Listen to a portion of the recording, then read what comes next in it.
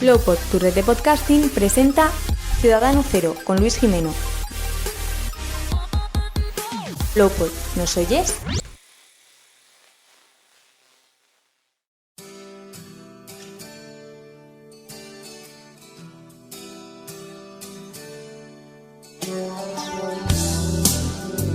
Aquí comienza Ciudadano Cero, Luis Jimeno.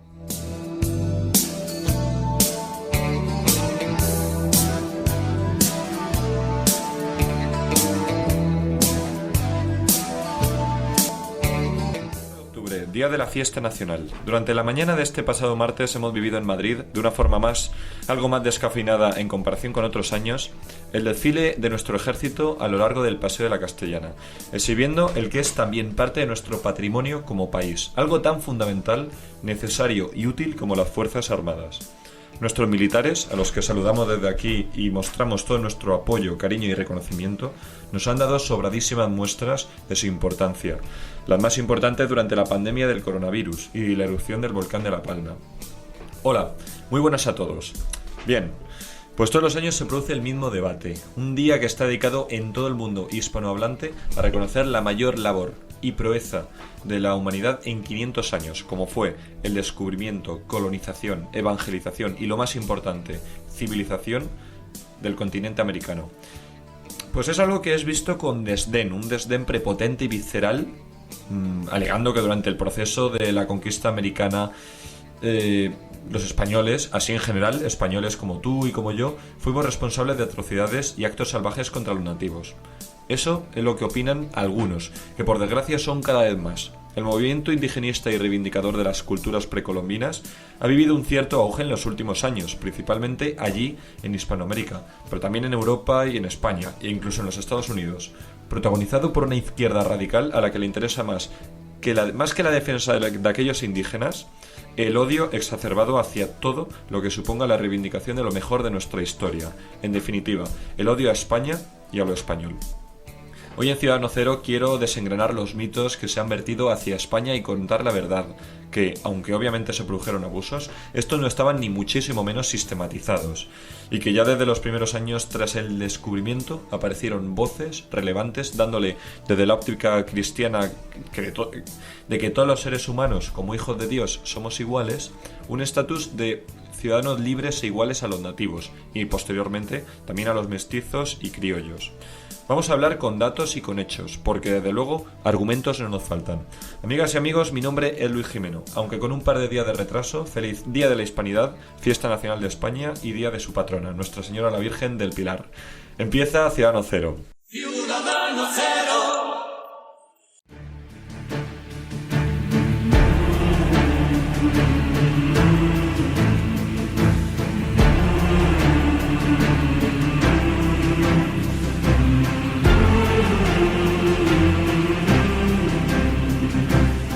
De todo esto, sobre la leyenda negra española y sobre lo que ocurrió y no ocurrió en la América española tras la llegada de la Pinta, la Niña y la Santa María en 1492, tenemos a Javier Rubio, periodista y aficionado a la historia, que tiene un canal en YouTube sobre esta temática, Trincheras Ocultas.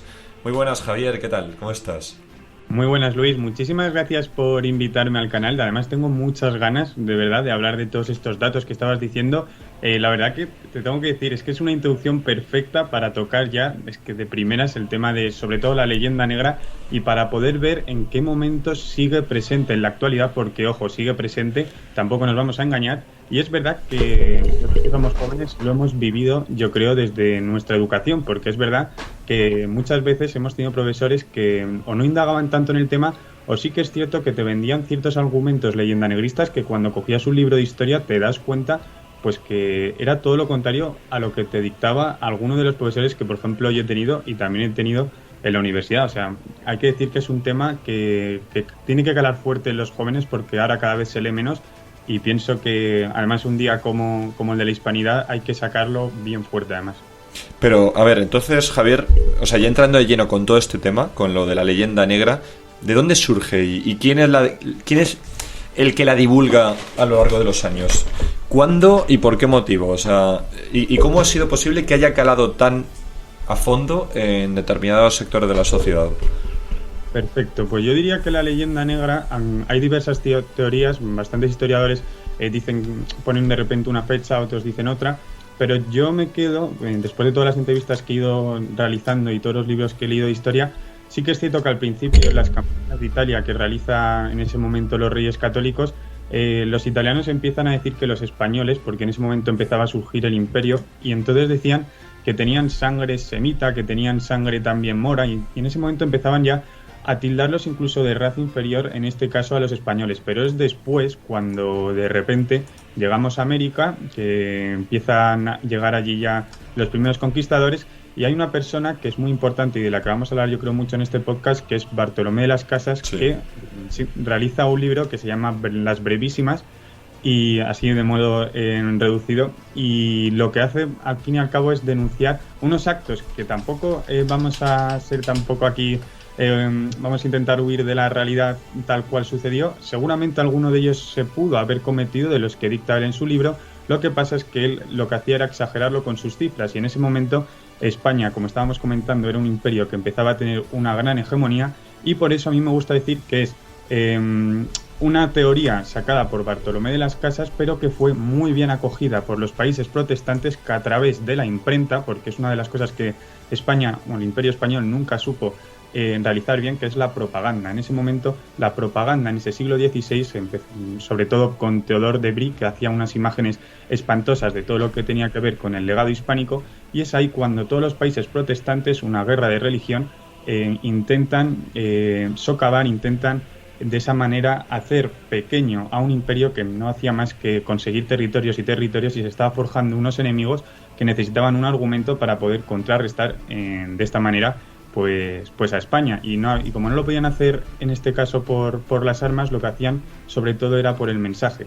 Este mensaje ya vimos como por ejemplo Las Brevísimas se tradujo a más de 42 idiomas, se vendieron un montón de ejemplares en todo el globo terráqueo, y por cierto todo esto, lo volvemos a recalcar porque es importante, sigue todavía en la actualidad, porque se ha creado una imagen de una España atrasada ligada a la Inquisición, que esto ha interesado muchísimo en este caso pues a estos países protestantes, para vertir sobre todo un montón de argumentos en contra y poder demostrar que este imperio, pues por ejemplo, es vándalo, llega a América y lo que hace es un exterminio. Son un montón de cosas que luego, cuando hay exploradores que llegan allí, pasados ya los años, como por ejemplo Alexander von Humboldt, se dan cuenta de que todo el relato que les habían vendido desde los países protestantes era erróneo, estaba equivocado, y de hecho se sorprende porque, por ejemplo, Alexander von Humboldt llega a decir una frase diciendo que se ha dado cuenta que en la Nueva España que había en ese momento no había tantos esclavos como se decía, y de hecho, si lo comparas con Estados Unidos, te das cuenta de que hemos estado engañados todo este tiempo. Al fin y al cabo hay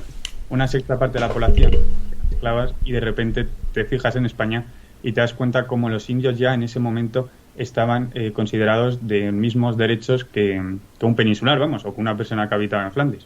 Hombre, es que incluso en Estados Unidos hemos visto que ha habido episodios de discriminación hacia los indígenas. Bueno, indígenas, realmente los indígenas han sido recluidos en pequeños hábitats hasta la actualidad, lo cual es quizá un poco paradigmático de la situación de diferenciación social que ha habido siempre en América del Norte. Aquí en España, desde el primer momento, ya se juntaron las dos razas formando bueno, por lo que han sido posteriormente los mestizos. Pero es que incluso el rey Fernando el Católico, 3 años antes de fallecer, pues creo que fue en 1512, ya promulgó las llamadas leyes de Burgos, ¿no? Que más tarde serían recopiladas en las leyes de Indias, en las que se abolía la esclavitud estamos hablando solamente 20 años después del descubrimiento de América. Es que es muy poco tiempo, sobre todo en un contexto en el que todavía Hernán Cortés todavía no había realizado todas las exploraciones americanas, ¿no? que realizó, y ya se estaba hablando allí de abolición de la esclavitud, de una serie de derechos que tenían los nativos y también los descendientes de ese nuevo mundo. O sea, ya estamos hablando también de una influencia, probablemente, y esta es una opinión personal, una influencia directa de una concepción humanista que empezaba a existir ya en aquella época, en la que, bueno, todos los seres humanos tenían un valor, y es algo que en otras culturas, es una concepción que en otras culturas no ha existido nunca, ¿no? Sí, tal cual. Además, yo creo que eso hay que dejarlo bien claro. Los españoles, cuando llegan allí, sobre todo Cristóbal Colón, lo último que se espera es que va a descubrir una nueva tierra. Él lo que quiere ir es a las Indias, en este caso para ver a Gengis Khan en sus tierras, y lo que busca es incluso llevarle, esto es muy curioso, un mensaje de puño y letra de Isabel la Católica, y quería entregárselo él mismo en mano. Luego se da cuenta, pues eso, que, bueno, él no se llega a dar cuenta hasta que muere, que en verdad no ha descubierto lo que quería. O sea, no se da cuenta que al final, pues lo que él tenía en mente al final no lo logra. Pero es verdad que es muy interesante ver como todo lo que estábamos hablando del descubrimiento, cómo al final se crea como una especie de guerra entre frailes y encomenderos, como bien estabas apuntando, porque son personas como Antonio de Montesinos en 1511 cuando lanza un sermón y empieza a decir que realmente estas personas no son hombres, y esto empieza a sentar ya lo que nosotros vamos a conocer como derechos humanos. Por ejemplo, Francisco de Vitoria, también súper conocido, decía que estos estaban hechos imagine Dei, que eran personas que estaban hechas a imagen y semejanza de nosotros. ¿Por qué teníamos que tratarlos diferentes? Tampoco hay que olvidar, cuando llegas allí, había algunos españoles que podían tildar a estos indios de demonios, porque se encuentran, por ejemplo, con la antropofagia. Una de las cosas que yo creo que es dificultosa a la hora de entender América es que muchas veces se considera al indio una persona neutra. Pensar que el indio en ese momento, pues todos iban a una, estaban todos como una gran familia, y eso era mentira. Al cabo lo que había era un imperio que sojuzgaba a todos los que estaban, a todas las tribus vecinas, y que tenían que pagar tributos, pues ya sea a base de personas de una misma familia, ya sea a base de lo que le pidieran en ese momento. Pero me parece que es muy interesante recalcar que los españoles llegan allí porque cuando tú hablas de exterminio, lo primero que se te viene a la cabeza es que tú has tenido un plan intencionado de acabar con un número de gente, como podía haber pasado con el Holocausto nazi. Pero lo que pasa aquí realmente es que los españoles llegan y de repente chocan dos civilizaciones, dos nuevos mundos que no se sabían ni siquiera que existían, y en ese momento la corona española lo que intenta, Isabel la Católica en su testamento lo dice, lo que intenta es que sean también que sean como tratados de igual manera que lo sería un peninsular, y por eso luego surgen, como estábamos comentando, las leyes de Burgos, luego también las leyes nuevas que se promulgan en 1542, y se acaba así con las encomiendas. Y otro hecho súper importante para todas las personas que piensen que la corona no abogaba por aceptar al indio de igual aspecto que un peninsular, lo tenemos en la controversia de Valladolid. En ningún momento, y esto sucede en 1550, un imperio se cuestiona, que esto es muy importante, se cuestiona la moralidad de una conquista. Esto nunca había pasado en la historia y no ha vuelto a pasar, que se detuvo la conquista entera para escuchar en ese momento a Bartolomé de las Casas, que recordábamos al principio, la leyenda negra, surge sobre todo por su libro de las Brevísimas, que en ningún momento hay una Inquisición que decide abolirlo. Como sí decide meter un poco de...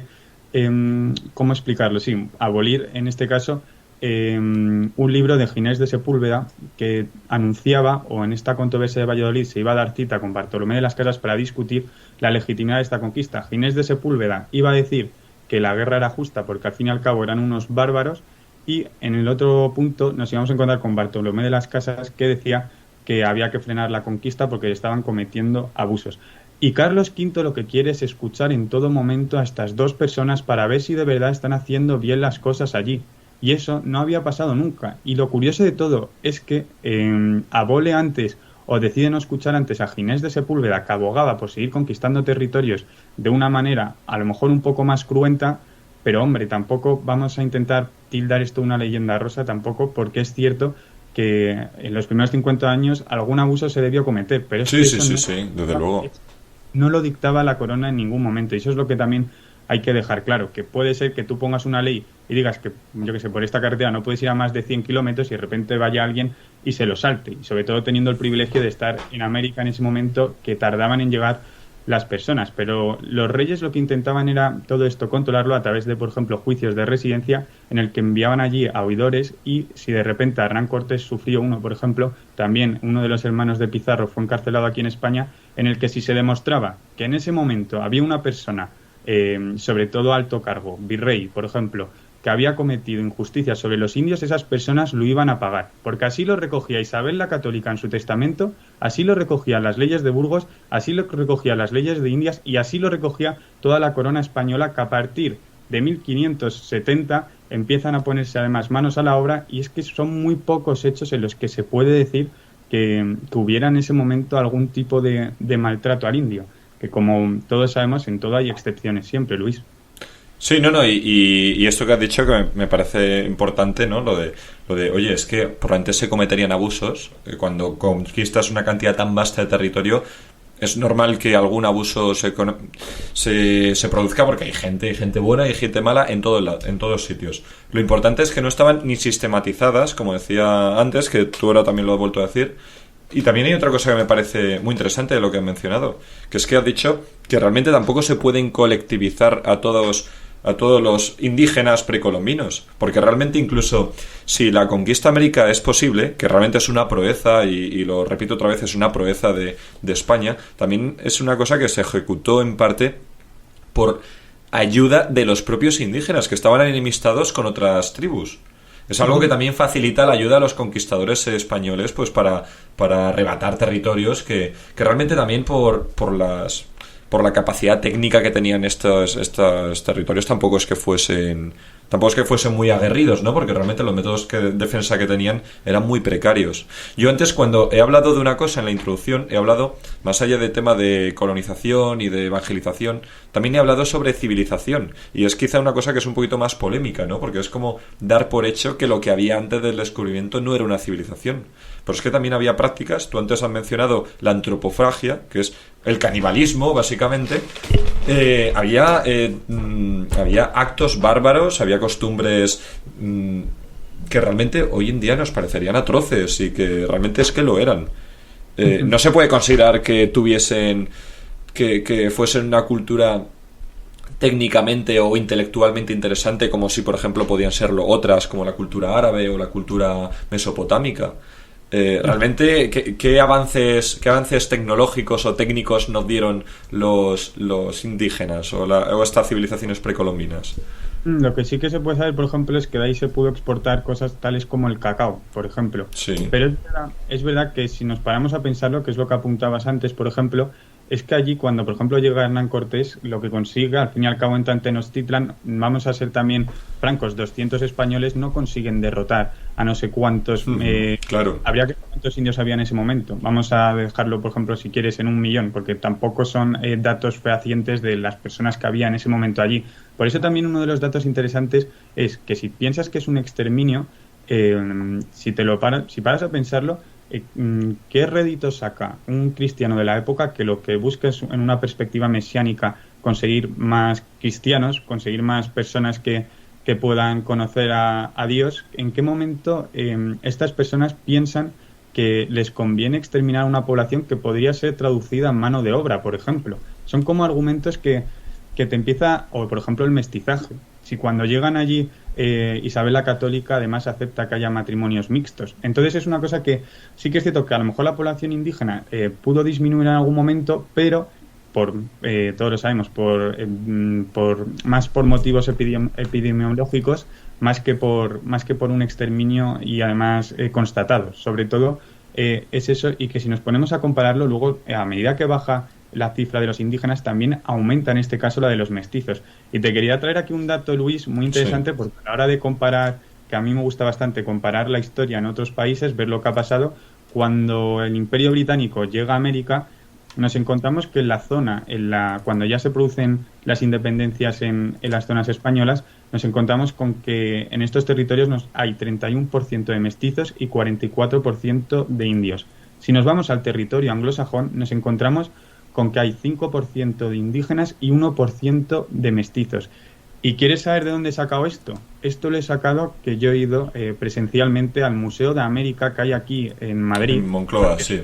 Sí, en Moncloa. He dicho, voy a ir yo presencialmente porque siempre dan cifras y dices, ¿me la creo o no me la creo? Qué mejor que ir al Museo de América para constatarlo de verdad y poder decir bien alto que aquí es que este hecho, si algo tienen los hechos, es que son irrefutables. Y cuando de repente vemos un dato objetivo del Museo de América, que es una fuente además bastante que hay que creer además, nos encontramos con esto, con que el proceso de conquista española era más de intentar convertir más fieles y aumentar también territorios a una corona, pero no dando de lado a la población nativa que había en ese momento, a los naturales. Y yo creo que eso es bastante interesante, sobre todo si recogemos declaraciones de López Obrador ahora mismo, que sobre todo es muy extraño, porque en verdad, en los que realizan la independencia no conocían, ninguno de los que la realizan, el Imperio Mexica, no conocían a los mayas, no conocían nada de esto. Esto ha convenido sacarlo a la palestra, pues hace relativamente poco tiempo, hace unos 30, 40 años,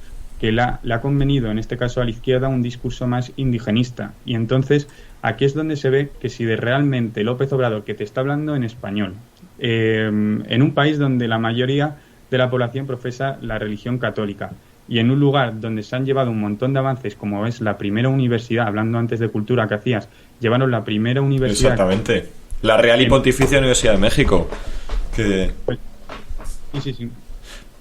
Pues... Sí, no, y precisamente eso también lo quería comentar. Es que otro dato más. Prueba de que ya a los americanos, a los indios, mejor dicho, en este caso, ya se les integró en la vida social desde prácticamente el primer momento, es que durante todo el tiempo en el que los territorios americanos pertenecieron a la corona española, se construyeron hasta 27 universidades, 27 en todo el continente. Donde también, por supuesto, estudiaban gente que eran mestizos, criollos e incluso nativos también, ¿no? Perú, México, Colombia, Ecuador. Solamente en el siglo XVI se abrieron universidades en estos países. La primera de ellas me parece que fue en 1538, que fue en la isla de la Española, que fue realmente donde llegó Cristóbal Colón el 12 de octubre de 1492. Pues solamente 40 años después, poco más de 40 años después de la llegada a esa isla, ya estaba en funcionamiento una universidad. O sea que realmente no es que fuese realmente sí eran colonias, por supuesto que eran colonias, pero eran unas colonias que tenían un estatus, una consideración realmente de un territorio español de pleno derecho, ¿no? Y bueno, también por supuesto a principios del siglo 1511 me parece que fue, o 1512, ahora mismo no me acuerdo bien, se inaugura el primer tribunal, el tribunal en América, que fue también en la isla de la Española, la audiencia de Santo Domingo. Sí. Entonces, es que era un territorio español, pero para lo bueno y para lo malo, ¿no? Luego, además, es interesante porque la universidad que estabas anunciando en 1538 se funda 150 años más o menos antes que la Universidad de Harvard. O sea, estamos hablando que los avances estaban llegando, ya sea en forma de universidades, en forma de hospitales, en forma de calzadas. Todo lo que sabían en ese momento los españoles lo llevaban allí. Y volvemos a decirlo, se crearon también repúblicas de indios para que pudieran conservar sus costumbres, para que pudieran seguir teniendo sus caciques, cosa que no sucedía en este caso en el territorio anglosajón. Hablando también de colonia, es cierto que no se recoge hasta 1640 y algo, en ningún documento se tiene como que esto se le llamara colonia, lo que estaba sucediendo allí. Se les conocía incluso como reinos de ultramar o provincias de ultramar, que de facto sí que es cierto que se llevaban un quinto real, que es todo el oro que se llevaban de allí, que mucha gente se piensa que eran cantidades ingentes. El dinero o el oro conseguido por ese momento por los conquistadores, la corona se lleva al fin y al cabo un quinto real, de los que además sí. Un tesoro importante que se llevaron fue el tesoro de Moctezuma, que al fin y al cabo fue robado por los corsarios franceses, así que ni siquiera ese dinero llegó a España. Pero yo creo que una reflexión que siempre saco es que del Imperio Español es que estaba presente en tantos continentes que necesitaba bastante dinero para poder funcionar, y es uno de los motivos por los que al final, por ejemplo, en Flandes acaban teniendo que retirarse, porque empieza a haber quiebras y empiezan a no conseguir pagar a los soldados. Es cierto que ahora me he ido un poco más así, pero es una reflexión que me gusta hacer siempre, porque al fin y al cabo no daba tanto dinero a América, porque si no se hubiera visto traducido de alguna manera en una mejora sustancial del Imperio Español en otros lugares donde había soldados que no estaban bien pagados y querían sublevarse. Lo que pasa es que luego todos conocemos el valor que tenían en este caso los tercios, que a pesar de todo esto y en contra de las dificultades lograban siempre reponerse a las situaciones. Y sobre todo es eso, que el tema de América es muy interesante tocarlo, al pensar que en la actualidad existe una ola revisionista que le encanta mirar con perspectiva anacrónica al pasado, le gusta mirar siempre con los ojos del presente y del pasado. Y entonces a mí eso me parece que a los españoles que ahora mismo, jóvenes, que no estamos muy metidos en la materia, nos la pueden colar al fin y al cabo, pero creo que en el momento en el que empiezas a leer un montón de datos y empiezas de verdad a buscar la información en personas que hayan tratado el tema, porque yo creo que existen dos países, los que escriben su historia y los que dejan que escriban la suya. El gran problema de España, yo creo es que son de los segundos, sí. Claro, ese es el gran problema que ha tenido en este caso España. Pero en el momento en el que escribes tu propia historia te das cuenta como, por ejemplo, Inglaterra está súper orgullosa de un montón de acciones que han cometido que se podrían tildar vandálicas, pero lo que pasa es que como han escrito ellos mismos la historia, además los ingleses no tienen miedo a sentirse patriotas en un día, si no sé el día que tendrán allí, la verdad, pero en un día como el de la Hispanidad yo creo que es un momento de poder sacar orgullo de que un puñado de españoles llegaran a unas tierras ignotas que no se habían conseguido ni siquiera situar en un mapa, y me parece que es un acto de valentía, porque siempre se tenía el prejuicio de non terra plus ultra, que no se, es decir, que no había tierra más allá del océano.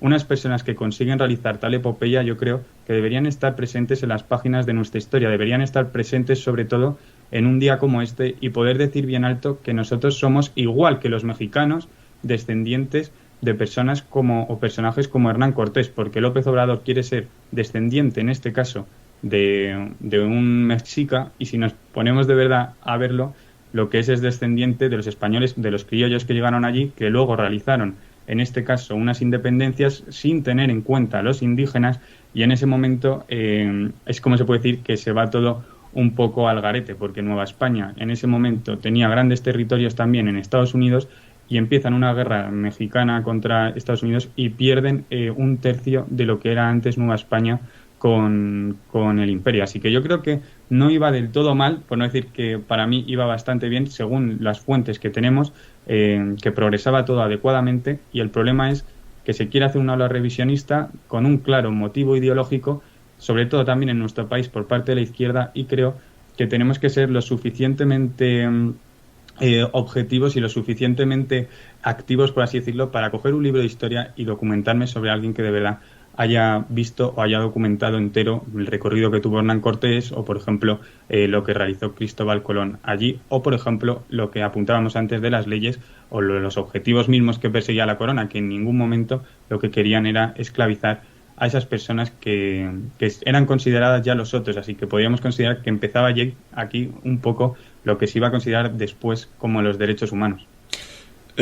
Ahora enseguida entraremos de lleno, volveremos un poco al presente para hablar sobre cuál es el concepto que se tiene sobre la conquista hoy en día y cuáles son los intereses que hay en manipular o no lo que realmente sucedió. Solamente un apunte a lo que has dicho, que es que el problema no es solamente ese revisionismo anacrónico que decías tú, ¿no? Lo de ver con los ojos del presente cuestiones del pasado. Es que si fuera solamente eso, pues bueno, podría ser algo bien intencionado o quizá pues fruto de la ignorancia histórica. El problema aquí es que hay una intención, por supuesto, en mi opinión, deliberada, de manipular la historia.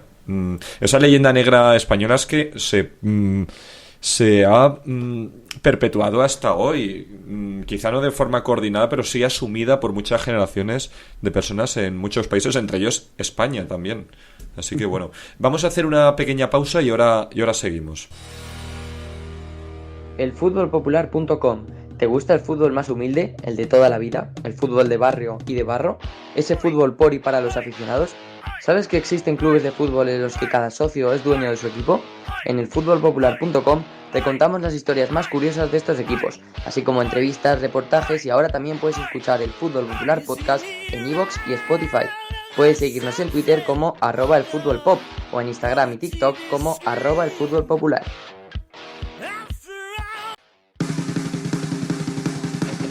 Hola, soy Álvaro Fernández, presentador de Sopa de Ganso. Si queréis conocer historias de esos grupos que tanto nos han influenciado, pásate por aquí, por Sopa de Ganso, los domingos en Lowpod.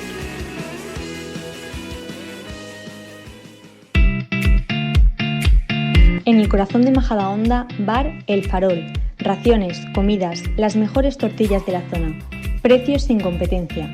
Bar El Farol, Travesía San Isidro 3, Majadahonda.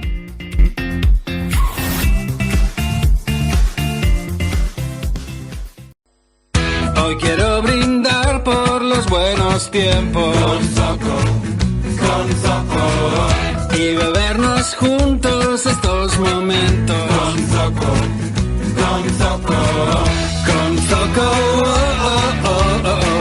con Zoco,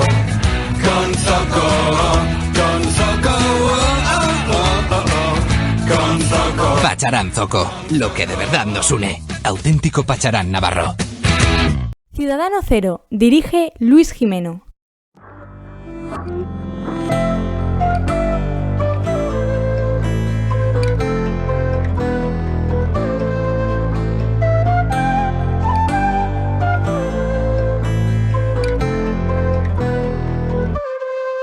Llegué a la ciudad y me reciben como si fuera un boss. Cada vez más pegado y ni yo sé cómo pasó. Hoy festejamos y mi equipo salió campeón. Adentro del bar y afuera en la calle se escucha mi voz. Llegué a la ciudad y me reciben como si fuera el boss. Cada día más pegado y ni yo sé cómo pasó. Bueno, pues seguimos aquí en Ciudadano Cero, en este programa, en el programa de esta semana. Con motivo del Día de la Hispanidad, que ha sido hace un par de días, hablando sobre los mitos de la leyenda negra española, tratando de desmontarlos. Y ahora, como decía hace un momento, yo digo, vamos a volver al presente, ¿no? Hoy en día, aunque es cierto que hay una inmensísima mayoría de la población española que reivindica y celebra el 12 de octubre como lo que es, como el día de conmemoración del descubrimiento de América, motivo por el cual también es día de la fiesta nacional en España. Es cierto que hay una parte no menos importante, o por lo menos no despreciable, de la población de nuestro país, que sí que desprecia o rechaza esa parte tan fundamental de nuestra historia. Que haya habido un auge del indigenismo en América Latina en los últimos años, yo diría en los últimos 20 años, que ha sido cuando se han producido auge de determinados movimientos populistas, vinculados sobre todo al socialismo del siglo XXI, al bolivarianismo, ¿no?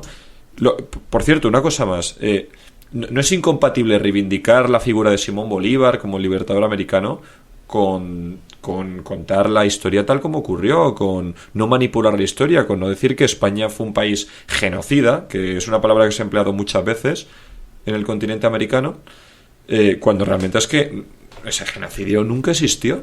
Pues bueno, en los últimos 20 años en América Latina ha habido un auge de ese movimiento indigenista, que no solamente es indigenista, sino que es anti-español o antihistórico, porque rechaza algo que nunca ocurrió, o niega algo que sí que ocurrió. Entonces, bueno, no sé cómo lo ves tú, Javi. El problema no es que haya gente en América Latina que piense así, que bueno, puede ser fruto de cuestiones personales o de lo que sea. El problema es que en España haya gente que haya asumido ese discurso, sobre todo en la izquierda radical. Yo creo que hay un gran problema en nuestra sociedad y es que todo se guía ahora mismo por etiquetas, parece. Parece que si yo estoy orgulloso del Día de la Hispanidad por lo que realizaron anteriormente, por así decirlo, mis antepasados, la verdad, parece que yo tengo que ser ahora mismo un facha, cuando realmente lo único que estoy es orgulloso de unos hechos que lo podrían haber hecho perfectamente los portugueses si hubieran tenido un día como el de hoy y hubieran salido todos a la calle a celebrarlo. Y ni te digo si hubiera sido en Reino Unido. Yo creo que aquí lo que nos pasa es que tenemos un pensamiento siempre autocrítico, siempre nos gusta estar pensando en nuestro pasado como que fuimos unas víboras, como que, por ejemplo, fuimos atrasados, y creo que el problema de todo esto son las etiquetas, porque también hay que, parece, seguir una moda, y parece que la moda que parece que está llegando ahora a la sociedad española es decir que el 12 de octubre no hay nada que celebrar. Pues yo ante esto discrepo, sobre todo si me traes un argumento como el de genocidio, porque Elvira Roca sacó un libro que se llama Imperiofobia, y haciendo cálculos de los datos que dictan que muchas de las personas que se unen a este movimiento no saben ni lo que dicen las personas que están guiando el movimiento, decían que había un genocidio de no sé cuántos millones de indios. Y Elvira Roca lo que hizo fue coger todos los indios que decían, por ejemplo, incluso la BBC en Inglaterra, que muchas veces dejamos que nos escriban la historia, como estábamos comentando, diciendo como un genocidio de un montón de millones. No te sabía decir ahora mismo la cifra exacta, pero sí que la tradujo Elvira Roca y dijo que para que esto sucediera, un conquistador, porque quiero decir que antes de 1570 tan solo llegaron 14.000 españoles a América. ¿Cómo pueden 14.000 españoles organizar un exterminio intencionado de una población de varios territorios y del vasto continente que había ahí? Es que esa es la gran pregunta. Y entonces Elvira Roca lo traduce y dice: un conquistador tendría que haber matado 14-15 indios diarios hasta la emancipación de estos lugares. Estamos hablando que si nos vamos a los datos se contrarresta rápido. Pero ¿qué pasa? Que el problema que hay ahora mismo en España es que nos gusta mirar siempre con resquemor nuestro pasado, decir que la Santa Inquisición, por ejemplo, otro de los grandes mitos de la leyenda negra.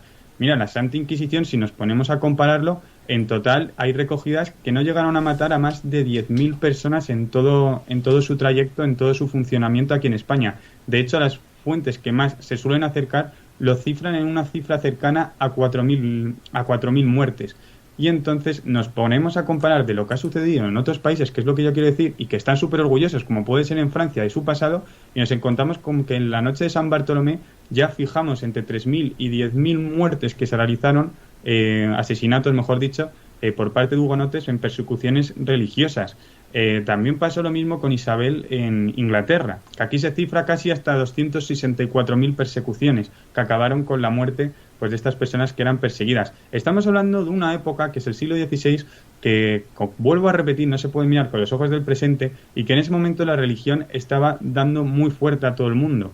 Y la cosa es que si España, con una visión más de aceptar al prójimo e intentar vincularlo con la corona, parece que esto es lo que estaba mal, y lo que estaba bien en este caso era ir en contra de ello, forjar una leyenda negra, de verdad perseguir a las personas en unos métodos que no tenían nada que ver con la vehemencia que nos están pintando ahora mismo en la actualidad, y creo que esto es uno de los grandes argumentos que se tienen que sacar siempre estos días, porque si de verdad fuimos un país atrasado, si de verdad llevamos a América todo lo malo, porque ahora mismo un mexicano, es lo que estaba apuntando antes, español, se casa por la iglesia, o eso, que se lleva al fin y al cabo un montón de argumentos de una civilización que acaba de llegar allí más desarrollada y que simplemente intentó juntar, sin renunciar nunca a lo que había allí en ese momento en las tradiciones indígenas, y yo creo que esto parece ser que está mal visto ahora mismo, porque es el mensaje político y parece ser que es lo que hay que comprar, cuando de repente nos encontramos con que en Inglaterra, como ya comentaba, hubo un montón de matanzas que ni siquiera la Santa Inquisición cometió, porque siempre se liga la Inquisición con España cuando surgió, por ejemplo, en Francia, y son un montón de detalles que si te pones a abrir un libro, que es lo que hice yo, te das cuenta cómo y de verdad, además entrevistando yo, que he hecho para mi trabajo de fin de grado, he de decir que he llegado a contactar con más de 22 profesionales en la materia, y he intentado buscar a alguien que me defendiera que lo que sucedió allí fue un genocidio. Me he ido incluso a periodistas que lo publicaban en El Público, me he ido a un montón de fuentes intentando encontrar a alguien.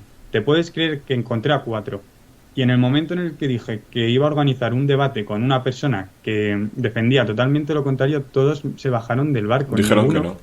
Ninguno con argumentos quiere contrarrestar a una persona que al fin y al cabo te saca la primera universidad que se formó allí. Pero más allá de todo eso, es que nos estamos yendo, al fin y al cabo en un podcast de 45 minutos no podemos tocar todos los hechos, pero al fin y al cabo si nos ponemos a mirar lo que comentábamos de las alianzas, los juicios de residencia, la controversia de Valladolid, madre mía, solo hay hechos a favor de que desde España, por ejemplo, desde la península, no se quería en ningún momento realizar un genocidio. Y yo creo que esto es lo que tiene que quedar claro, sobre todo si te vas a cifras abultadas de unas brevísimas, por ejemplo, de Bartolomé de las Casas, que Menéndez Pidal le escribió un libro llamado Bartolomé de las Casas, su doble personalidad, en la que dejaba constatado que posiblemente Bartolomé de las Casas lo que hacía, aparte de magnificar las cifras, era porque sufría un breve trastorno de personalidad, que sin comprar todos sus argumentos nos damos cuenta cómo en verdad nos hemos dejado embaucar, por así decirlo, por unas clases políticas que lo que quieren parece es que estemos más desinformados que informados.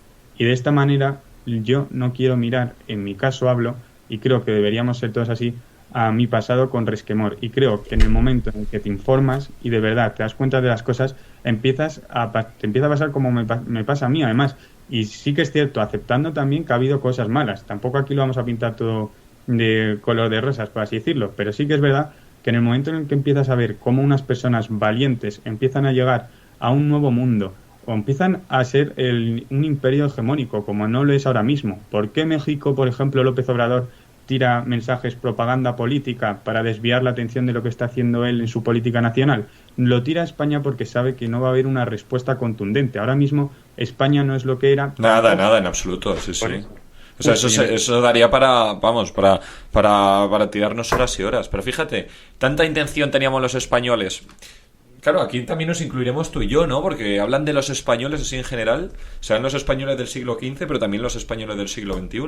Bueno, pues tanta intención tenían los españoles de acabar con la población, con los indios y con la población americana, que a principios del siglo XIX, Carlos IV, poco antes de la guerra de la independencia, manda una expedición por toda América, por una expedición histórica, otra proeza de la historia de España, la expedición Balmis, para vacunar a los niños contra la viruela, liderado, por cierto, por una enfermera cuyo nombre ahora se está haciendo más popular, que es Isabel Zendal. Claro, esa es la concepción que tenemos en España, ¿no? de los americanos. Pero volviendo a lo que estamos hablando antes, ¿no? Lo increíble de todo esto es que hay unos hechos que son los que son, y es cierto que hay una leyenda urbana que tú lo decías al principio del programa. Esa leyenda urbana apareció ya en el siglo XV, en el siglo XVI. Desde el primer momento ya empiezan a proferirse, bueno, calumnias y mentiras sobre la verdad de la conquista y colonización de América, con una intención deliberada de nuestros enemigos de aquella época, Reino Unido principalmente. Pero lo curioso es que 500 años después haya gente que siga repitiendo los mismos argumentos falsarios. Y insisto, en España sobre todo. ¿Por qué, por lo menos en el caso de nuestro país, por qué hay un interés por parte de la izquierda radical en desprestigiar la historia de su propio país? Porque si dijera, bueno, es que es algo que tiene un rédito electoral, es algo que tiene...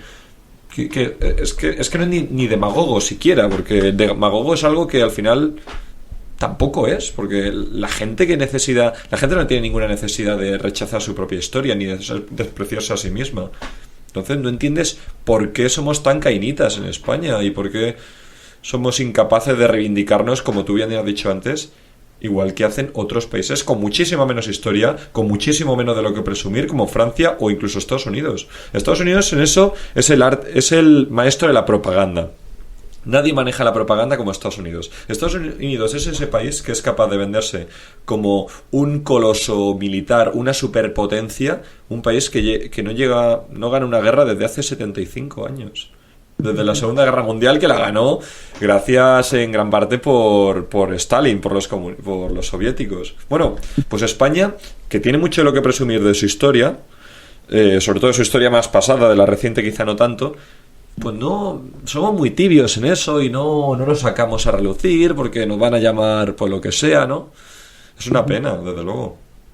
Es una pena. Fíjate, apuntando a lo de Estados Unidos, pues que me encantaría aquí hablar horas y horas, Luis, ya lo sabes, pero apuntando a lo de Estados Unidos, es verdad que hablando de propaganda otra vez, tienen Hollywood y han conseguido también llevar a la gran pantalla un montón de argumentos para conseguir así, de esta manera, que el estadounidense se crea más patriota y crea más en su patria y en todos los hechos que hicieron pasados, pues considerarlos epopeyas. Que yo creo que ese es el gran problema que tenemos aquí en España, sobre todo. Me hacías la pregunta que cuando me la hacías no sabía qué responderte. Te lo voy a ser sincero. ¿Por qué la izquierda le gusta vender siempre, o desde hace relativamente poco tiempo, diría yo que el discurso indigenista es un discurso que se empieza a apropiar la izquierda después de la caída del muro de Berlín? Pero yo creo que lo hacen, fíjate, me ha sido la respuesta ahora, porque todo esto lo ligan con la bandera, yo creo. Y en un día como el de la Hispanidad, quieren meter más argumentos en contra de una bandera que ellos quieren decir que representa. ¿Qué representa? Pues te van a decir franquismo, te van a decir luego genocidio en América, y quieren buscar argumentos para denostar una y otra vez una bandera que, por ejemplo, en Francia, su bandera, como decíamos antes, la marsellesa, están súper orgullosos y también han tenido hechos pasados, como comentábamos, muchísimo más turbios, obviamente, por lo que estamos viendo. Luego habría que ir hecho por hecho de lo que sucedió aquí en España. Y sobre todo también me gustaría decirte que, por cierto, el mayor enemigo de un español se podría decir que es otro español, y eso lo estamos viendo a lo largo del tiempo, también te lo tengo que decir, pero se está viendo actualmente. Y el gran problema, yo creo, es lo que te he dicho, que han tenido que ser otras personas hispanistas los que han tenido que levantar la voz aquí en España para elevar la moral, que era la palabra que quería decir antes. Han querido, desde otras esferas, elevar nuestra moral, hispanistas como pueden ser John Eliot, como puede ser Hugh Thomas, como puede ser cualquier hispanista que ha venido aquí a tratar el tema de la historia de España, porque veían que en realidad aquí nadie lo estaba haciendo. Ahora empiezan ya a surgir más corrientes y yo creo que es una buena manera de acabar el podcast, decir que yo creo que el futuro que nos augura es más... Yo creo que va a ser más combativo, va a dar una batalla cultural a la izquierda en este aspecto. Por ejemplo, se va a realizar ya un documental este 15 de octubre llamado España, la primera globalización, en el que se va a poder ver en la gran pantalla todas las hazañas que realizaron este imperio español. Yo muchas veces me pregunto, Luis, ¿por qué no he sabido quién es Cabeza de Vaca? Por ejemplo, Cabeza de Vaca fue un español que llegó a América y que convivió con los indios unos años y llegó a estar con ellos, llegó incluso a adoptar sus costumbres. Fue un náufrago que se quedó allí en una expedición y tuvo que vivir allí 3 años. Digo yo, ¿por qué no se hacen películas sobre gestas como esta? Me parece que dan para cualquier película. Y yo creo que también daría cualquier personaje histórico que toquemos ahora mismo, de lo que había en ese siglo XVI, que a mí me encanta, y de lo que de un siglo en el que no se conocía ni el significado de fascismo. A mí que me tachen a Hernán Cortés de fascista cuando no se sabía ni en esa época lo que significaba ese término, estamos hablando de un anacronismo brutal. Y sobre todo, hay muchos historiadores, aquí no quiero dar mi opinión, pero hay muchos historiadores que lo consideran un libertador de pueblos por haber liberado a todas las tribus vecinas que había allí en ese momento. Pero es verdad, el hecho está ahí. La cosa es que personajes como Hernán Cortés, personajes de la talla, por ejemplo, de Francisco y Vitoria, sentaron unas bases en una humanidad que no se habían conocido. Para mí son epopeyas, y para mí, por epopeyas, tienen que celebrarse y deben conmemorarse. Como se conmemora en 1969 porque el hombre llegó a la luna, ¿por qué no se va a conmemorar cuando Cristóbal Colón llegó a un nuevo mundo que no sabía ni que existía? Y llega allí y se encuentra unos hombres mansos, desnudos, como decía Bartolomé de las Casas.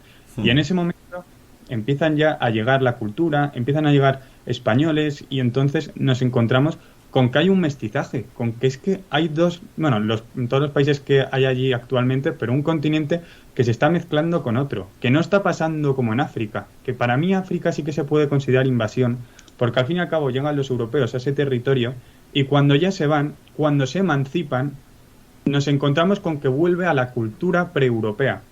Sí, claro. Costumbres. ¿Qué pasa en América, en Hispanoamérica en este momento? Deciden continuar. No te creas que dicen, oye, me vuelvo a la cultura mexica que tenía. Me vuelvo a intentar pelear con el vecino y a saber en qué acaba esto, en qué sacrificio para el dios Huichilobos, que lo llamaban, a saber en qué sacrificio acaba. Pues ya te digo yo que el más benigno, por así decirlo, podría ser que te sacaran el corazón. Sí, claro. Eran cosas muy fuertes. Y yo creo que este es el gran tema a tocar ahora mismo. Estamos hablando de una emancipación que, al fin y al cabo, se quedaron con la cultura, con la religión y se quedaron con los amantes y con el idioma. No quisieron en ningún momento volver atrás. Algo malo habría. Y quiero decir que los que realizaron la emancipación, todos los libros que he leído y he hablado con personajes bastante contrastados de este tema, porque ya te he comentado que hice el TFG sobre esto, me comentan que el discurso indigenista no se llevaba en ese momento. Primero porque es a raíz de la emancipación, cuando empiezan ya, como las has apuntado al principio, a descender y empiezan a darles de lado. Y yo creo que esto es muy importante recalcarlo, no sabían lo que era un mexica en ese momento. Habían olvidado todo esto, lo único que querían era separarse, como criollos que eran españoles al fin y al cabo también, lo que querían era, mestizos vamos, lo que querían era separarse de la península para tener ellos, pues, a saber sus quehaceres, porque tendrían ahí sus motivos.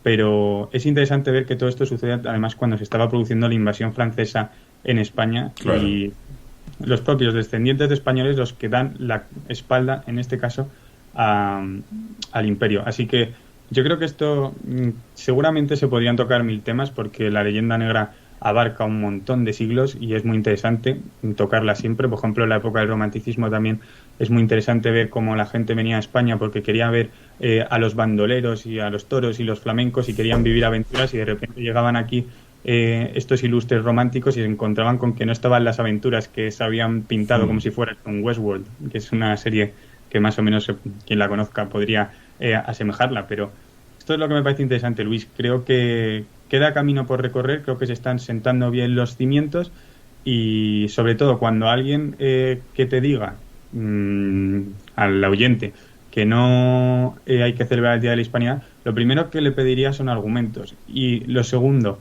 datos. Lo importante son los datos. Justo. Yo creo que contra los datos no hay nada que decir. Y los datos los buscas. No, y aparte en el caso de España, siempre la estadística en España siempre ha tenido fama pues de ser bastante rigurosa y seria, ¿no? Y desde luego la crítica que hago yo a la izquierda radical, ¿no? Con este rechazo al Día de la Hispanidad, por supuesto, no lo hago extensiva a la izquierda en general. Por supuesto, hay muchísima gente de izquierdas en España que se siente profundamente orgullosa de su historia, desde luego que sí.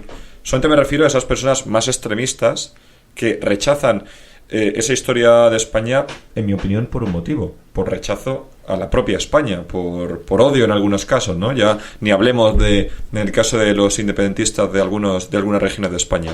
Ya para ir terminando, Javier, ya la última, es absurdo el charco en el que se han metido tanto el Papa Francisco como Joe Biden a la hora de hablar de las atrocidades o incluso llegar a pedir perdón en nombre de España por las atrocidades cometidas en América por España. Fíjate, otra vez escribiendo la historia de nuestro país. ¿Por qué tienen que hablar en este caso? Aunque pues estamos hablando del presidente de Estados Unidos y del Papa. O sea, no estamos hablando de un tertuliano de la televisión, ¿no? O sea... aunque es verdad que luego ese artículo que salió en ABC, hay personas todavía que lo ratifican, otras que no, otros dicen que no dijo exactamente eso, que otros dicen eso justo, que fue una manipulación. En cualquier caso, si nos ponemos de verdad a pensar en que Joe Biden o el Papa se ponga a pedir perdón por unos hechos que ellos mismos, que quiero decir, al fin y al cabo el Papa, si nos ponemos a pensar en el recorrido histórico de la Iglesia, fue Alejandro de Borgia el que le dio las bulas papales, en este caso a España, para que fuera allí a este nuevo continente y evangelizara. Al fin y al cabo estaban haciendo una labor mutua, que encima les favorecía, estaban captando más fieles. Y también es otro papa en 1537, Paulo III, que también realiza una bula papal en la que dice que no se puede esclavizar a los indios. Y es que al fin y al cabo, si nos ponemos a pensarlo, la corona española y el Concilio del Vaticano defendía lo mismo. Lo que pasa que los que habían llegado allí a esas nuevas tierras, al fin y al cabo, fueron unos aventureros españoles. Y volviendo a raíz de todo esto, hablando sobre las personas que escriben la historia, Joe Biden en este caso, hablando sobre España que tiene que pedir perdón, yo creo que si alguien tiene que pedir perdón, fíjate, son el propio López Obrador, el propio Hugo Chávez en su momento, que estas personas, incluso Hugo Chávez quería retirar todas las estatuas de Colón que pudiera, pero lo más curioso de todo esto es que los que deberían pedir perdón son ellos, porque los descendientes, en este caso los antepasados de quienes son de ellos. Al fin y al cabo nosotros vivimos en una península y ninguno, o al menos eso es lo que podemos decir ahora mismo, es más probable que las personas que realizaran todo eso en un pasado fueran más familiares suyos que nuestros que estamos aquí viviendo en la península. Todo ello sucede en un continente y ellos son, al fin y al cabo, hijos de mestizos. Y yo creo que fueron incluso, lo digo en voz alta, fueron los criollos, al fin y al cabo, estos mestizos, los españoles de América, los que llevaron a cabo las emancipaciones y que luego todo lo que vino después, pues no fue de un color bastante agradable, en este caso, para López Obrador en la actualidad. Entonces yo creo que más que pidamos perdón unas personas que estamos todavía en una península, que pidan perdón todos sus antepasados que al fin y al cabo tuvieron la vida allí, y después de la emancipación es cuando vinieron pues todos los problemas que nos hemos encontrado. Y yo creo que eso es lo que debemos reflexionar todos y pensar que al fin y al cabo López Obrador te está hablando en español, no te está dando un discurso hablándote en náhuatl, te está ahí hablando en al fin y al cabo en una cultura de la que ahora mismo él se ha beneficiado, porque, vuelvo a repetir, no creo que lo que le apetezca es volver a una antropofagia, aunque tampoco quiero generalizar en todos los casos de que todo esto fuera así, porque es verdad que algún que otro avance sí que hicieron. De hecho, es curioso cuando Hernán Cortés llega a Tenochtitlan, en el lago de Texcoco, también hay otro lugar que se llama Izpalapa, que lo compara a Venecia, porque dice que era súper bonito, que todo eso que había encontrado le recordaba a Amadís de Gaula, a los cuentos que había leído él de pequeño. Que en verdad, sí que es verdad que estaban en cuanto a construcción, se podría decir bastante, por ejemplo, los eclipses y tal lo tenían incluso controlados. Se podía decir que les impactó todo lo que habían visto de que pudieran haber casas flotantes en los canales. Todo eso se quedó impactado en Hernán Cortés. Lo que pasa ya es el pensamiento de esas personas, la cultura, las actividades que realizaban. Y yo creo que eso es lo que hay que catalogar en este momento, que fue un avance lo que llevó allí España, y que si no hubieran tardado muchísimo más tiempo en conocer, por ejemplo, el hierro, o conocer un montón de elementos que llevaron allí los españoles, como las armaduras también, todo lo que queramos decir, o el fuego en el sentido de las armas, para demostrar que se podía seguir avanzando, y que al fin y al cabo lo que estaban abriendo es una puerta de un nuevo mundo, para estar más interconectados, y se podía decir que fue el primer avance de globalización, ¿no? Podríamos decir eso. Sí, pues Javier, ha sido súper interesante todo lo que nos has contado. La verdad es que eres un crack, ¿eh? O sea, eres un libro, porque te sabes muchísimos personajes, fechas, datos, estadísticas de memoria. O sea, digo, vaya cabeza que tienes, tío. O sea, increíble. Y la verdad es que está muy bien, porque es un tema, la verdad que es un tema polémico, es un tema apasionante también, y que es muy fácil caer pues en frases fáciles y tal, y está muy bien siempre pues todos los argumentos que se dan, respaldarlos con datos, con hechos, con ejemplos también, no diciendo cosas como si estuviéramos en una barra de bar, que yo creo que lo que hace mucha gente es sobre todo para defender la tesis contraria, que realmente es, como decía antes, una tesis falsaria, ¿no? Lo de que España pues es un país que tiene que pedir perdón y tiene que expiar sus pecados y tiene que... O sea, pero bueno. En cualquier caso, Javier, muchas gracias por explicarlo todo y por dedicar este rato y estar hoy en Ciudadano Cero, ¿eh? Muchas gracias a ti, Luis. La verdad que me decía una cosa y de repente se me ocurría que tenía que contar la otra. Es que hay tantas cosas que contar. Sí. Yo creo que, vamos, lo mismo más adelante podríamos hacer una segunda parte. O sea, de momento, Día de la Hispanidad hay todos los años, de momento. O sea, eso, vamos. Y desgraciadamente el año que viene probablemente sigamos teniendo los mismos problemas en este sentido que tenemos este año. Pero bueno, en cualquier caso, muchas gracias, Javi, por estar aquí, y un abrazo muy fuerte. Un abrazo, muchas gracias a ti, Luis. Que por cierto, en el próximo programa ya podemos tocar también el argumento secesionista, que nos lo hemos dejado ahí de lado, pero también ha influido bastante lo de la leyenda negra. Bueno, sí. Aparte, eso es abrir un melón que ya es para muchas cosas, ¿eh? Pero bueno, muchas gracias. Ciudadano Cero.